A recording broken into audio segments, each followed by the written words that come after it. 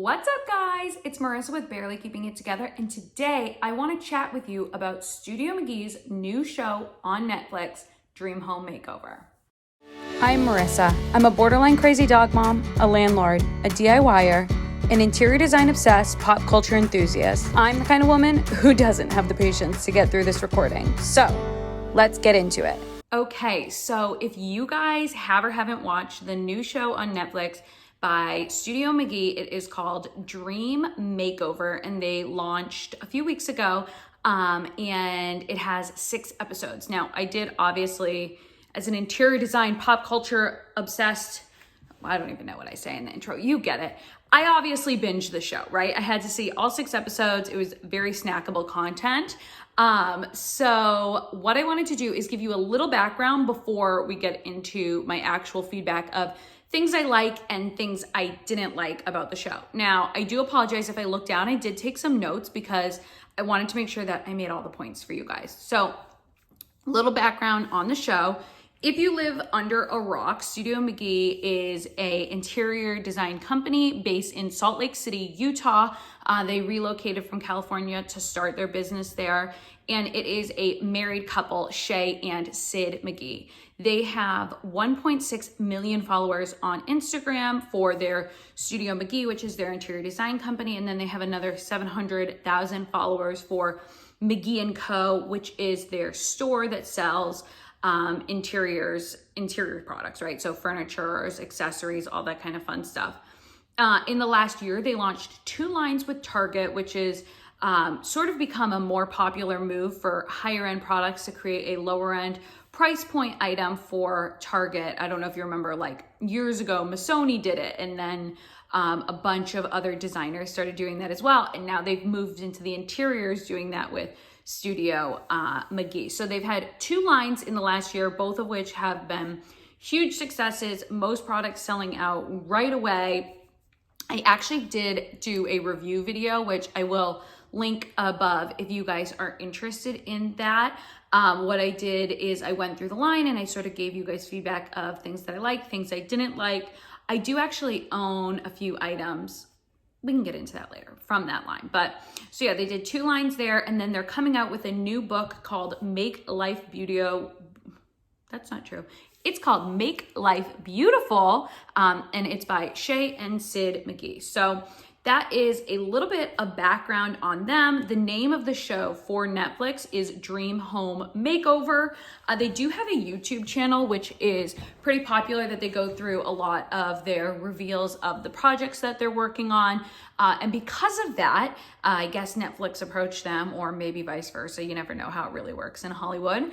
And they decided to make their own show for Netflix. So it was 6 episodes, about a half hour long for each episode, and they did either 1 or 2 clients per episode. And then they also did a lot of like family scenes, getting to know them as a married couple, their story, meeting their daughters, seeing their house, etc., etc. Things that I really liked about the show, and then some things that I didn't like so much about the show, or maybe it's better to say I was like expecting more or expecting something different. So, all right, let's get into it.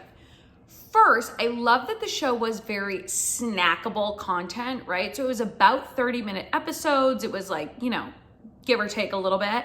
And that was something that I love because it was very, you know, quick and easy to watch. It was a lighthearted. It was something you could watch with the family. Nobody's gonna, you know, it was incredibly inoffensive, if that makes sense, right? Like, there was nothing crazy about the show. It was just very easy, digestible content. If you haven't watched the show, might I suggest you watch it with your family over the holidays if you have family coming in town, right? Because it's like nobody could object to it. Another thing I liked is that we were able to see the Studio McGee signature style throughout the show. They definitely stayed true to the aesthetic that we know. They didn't try to recreate the wheel here, right? They didn't really go outside of the box or do something different than what we know them for. Now, another thing I liked, I guess it's like sort of a pro and con. I wrote, we saw the budget-ish, because we kind of got an idea depending on what the project was. Like, there was clearly, you know, some information they thought was public, like things that they had I guess that the producers had found couples or people who needed projects done for them, and then there were clearly projects that Shae and Sid brought to the show that they were a little more protective of. So for example, the single man that they did his basement, right? Like that was clearly producers found him. They gave us the budget that they were going to work with. The couple that needed their like living dining space done, we knew what the budget was. But on Shae and Sid's dream home, this huge 5,000 square foot house that they're building, we know nothing about the budget, nothing, more about that. And then their good friends who live next door, they're like, it's in the millions of dollars. Well, what does that mean? Is it 1.1 million or is it 5 million? I don't know how much you guys know about Salt Lake and Utah, but there is money there. If you guys, first of all, if you follow the Parcells, right? Pink Peonies, what's her sister's name? If you follow the Parcells, you know who I'm talking about. Like Utah Mormon money. So it could be a $5 million house that Shae and Sid are moving into in Utah in like one of the nicer suburbs like Draper or something along those lines. Whereas in Indianapolis, you could have that house for $500,000, right? So the real estate market varies dramatically throughout the country. So I wish that we saw a little bit more insight into the budget, but I feel like that's a little the magic of TV, and also Shae and Sid being protective over some projects over the others. Another thing that I loved about the show just in general is that we didn't see any of these like HGTV style problems, right? Like if you guys are into interior design TV, then you know what I'm talking about. There's these manufactured problems on every single show. Like, we went over budget. We didn't see this problem coming. This isn't working. It's like, yeah, we know there's going to be drama. And this show did not have any of those like manufactured problems. Yes, I'm sure they came up, with problems. They had a problem getting a sofa into a room, that kind of thing, of course. And that is to be expected, but it wasn't this like manufactured, created drama problem that was just for TV. So I liked that about the show. And now another thing I liked about the show is that we were able to get a little bit of an insight into Shae and Sid's actual house, right? So we saw some of the finishes that they were choosing for their home. We saw them move into their home, that life wasn't perfect. Their first nights in their home, they ended up sleeping on the floor. We saw their rental home, which looked like it was a smaller bungalow home. I wish we saw a little more into it, but we could definitely tell that she had her, Studio McGee fancy accessories in her rental home, which was one, very relatable, and two, I guess one is just very relatable. I got it. I loved that she had like this super upscale stuff in her rental bungalow. So I love that we got a little insight into the finishes and fabrics and choices that she actually puts into the home that she's living in on the day-to-day. So those are sort of the overview of things that I liked about the show. Let's get into some things that I didn't like or I wish were a little different. One thing that I thought was very strange was the name of the show. Why is it called Dream Home Makeover, right? If you are a Studio McGee stan and you know they have a show on Netflix, you're going on Netflix and typing in Studio McGee, right? And if you type that in, that nothing came up. It was called Dream Home Makeover, and Shae is not on the thumbnail on the Netflix page, so you don't even know it's their show. Honestly, I was confused. I kept typing it in, and I didn't see her in the picture that I had seen on their Instagram. So I thought it was one of those tiny home shows or those other Netflix shows that they have. So I personally was not even realizing that this was Shae and Sid McGee. Now, if you guys watch the Home Edit show on Netflix, it was very clearly the Home Edit show. Now I'm wondering, here's my little theory. Studio McGee has 1.6 million followers on Instagram. That sounds like a lot of followers. Well, the Home Edit has 4.5 million followers on Instagram. I'm wondering if the Home Edit's larger audience got them to be able to have the branding on the show, that was going to draw people to Netflix. Whereas if Netflix thought that Studio McGee was not going to draw as many people in, and that Netflix was more offering an opportunity to Studio McGee versus the other way around. Does that make sense? I hope that makes sense.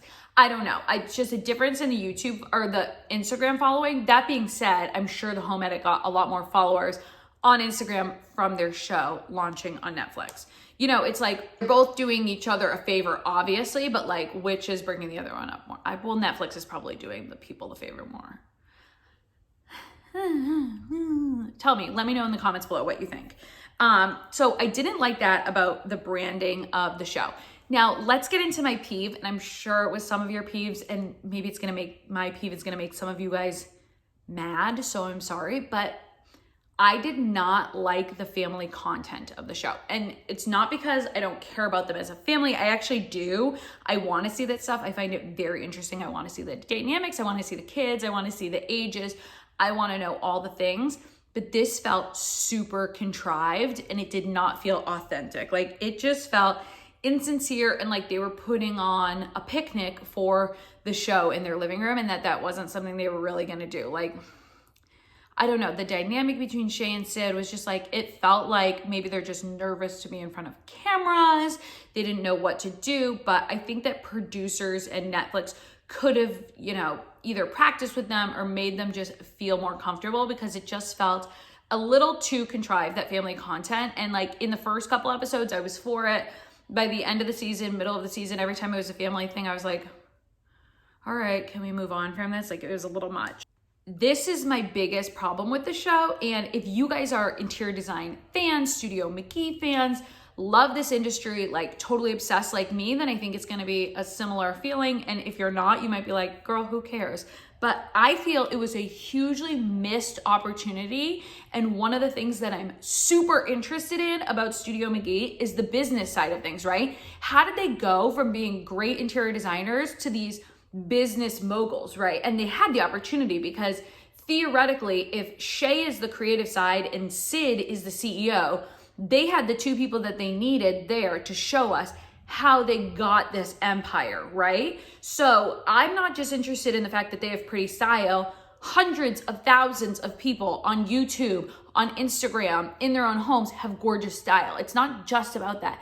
They have made a brand and an empire. We just talked about it.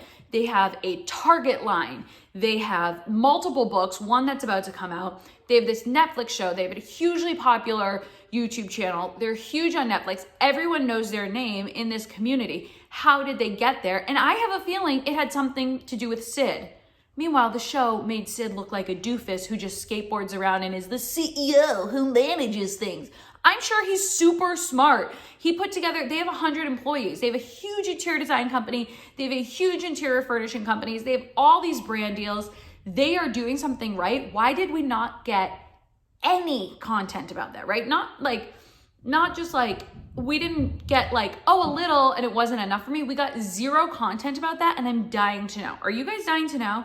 Leave me a comment below. I mean, there's something that we don't know. And it's like, you know, that was irritating to me. I wish that they got more into the how they get there with the interior design stuff, right? So we saw a little bit of Shae sitting down with one of the designers and going through floor plans and all that stuff. But like, I wanted to see a little bit more how to, a little bit more instruction. Like, give me a little bit more than just this light surface level snackable content. I just wanted something to see what they're doing and how they're doing it. And I feel like we got none of that. I think that another missed opportunity that the show did not get into at all is that Shae has actually become an interior design celebrity, right? Like, so many of us who know who she is and the 1.6 million people who follow her on Instagram, like, she's become a celebrity and we're just pretending she's this regular person. Nobody recognizes her, all this stuff. Like, they could have gotten into what is it like not only to be an interior designer and a creative and just like a family woman and like, oh, we're down to earth. Who's picking up the kids today? Who's doing this? Like, what does that translate to when you're actually a bona fide Instagram celebrity influencer? What does that look like? I feel like that was a huge missed opportunity because that would have been super interesting. It would have been almost like documentary style.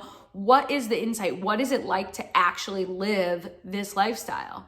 Maybe they didn't think it was as glamorous as we wanted to see, but I think we would have wanted to see it. Let me know what you think. And my last thing that I didn't like is a little nitpicky, and I'm sorry, but there was 6 episodes, and in 2 of the episodes, we had kitchen makeovers that came out with almost identical, but just different scale gold light fixtures.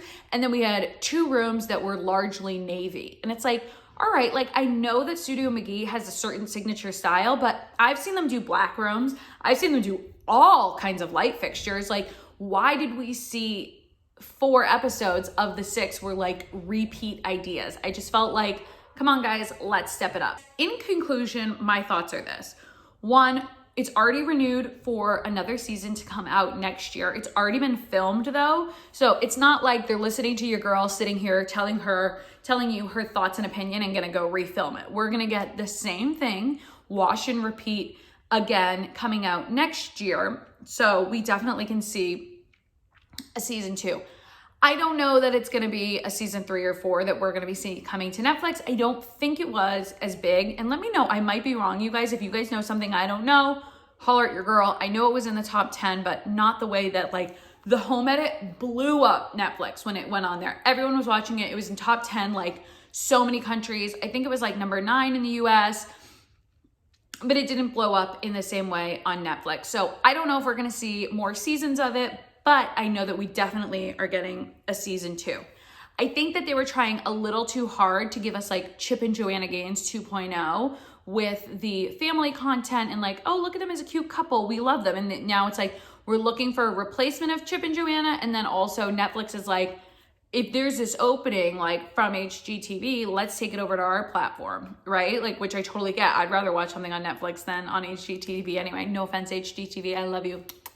So I think it was like a little too try hard to be Chip and Joanna Gaines 2.0 with the books, with the family content, with the Target line, right? It's like, all right, this is we get it. We're understanding the formula. We're no dummies here. Just because we aren't the CEO of 2 companies, we're no dummies. We know what's going on. And now my last point, I think is, I'm going to try to articulate it in a way that makes sense to you guys because I'm still like fleshing it out. But basically, Netflix is this huge opportunity to take content that would have one audience maybe on normal cable television. Like, so for example, HGTV, like somebody who normally watches different channels, the Fishing Network and ESPN, isn't really gonna stumble upon a show on HGTV and get into it and make it binge-worthy content, right? But if it's on a platform like Netflix, somebody who's not in the core demographic that would fit in that show is going to potentially stumble upon it,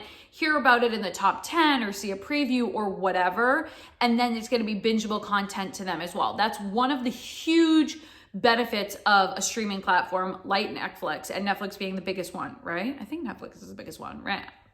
Whatever. And some examples of this are, okay, Queer Eye for the Straight Guy, right? It used to be on TLC back in the day, and then Netflix did this, and everybody watches it. Like, guys that you would think would never watch a show called Queer Eye for the Straight Guy love it.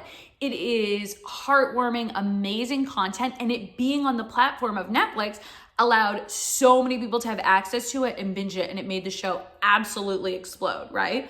And then if we take it to the other side of things, shows like Stranger Things, which is a sci-fi show that somebody like me wouldn't normally watch, but because it's on this platform, it's so easily attainable. Like, I would binge a show like that. I think I watched 1 season, but you know, you're getting the point of like, we're gonna see shows that are outside of our comfort zone. Bringing it to 2020, how many dudes who don't normally watch shows like Sex and the City or younger watched Emily in Paris on Netflix because it was on that platform, right? I think they missed the boat on that one. I don't think anybody is, well, not anybody, I mean, Netflix is huge, but I don't think the Dream Home Makeover hit the audience the same way these other shows did.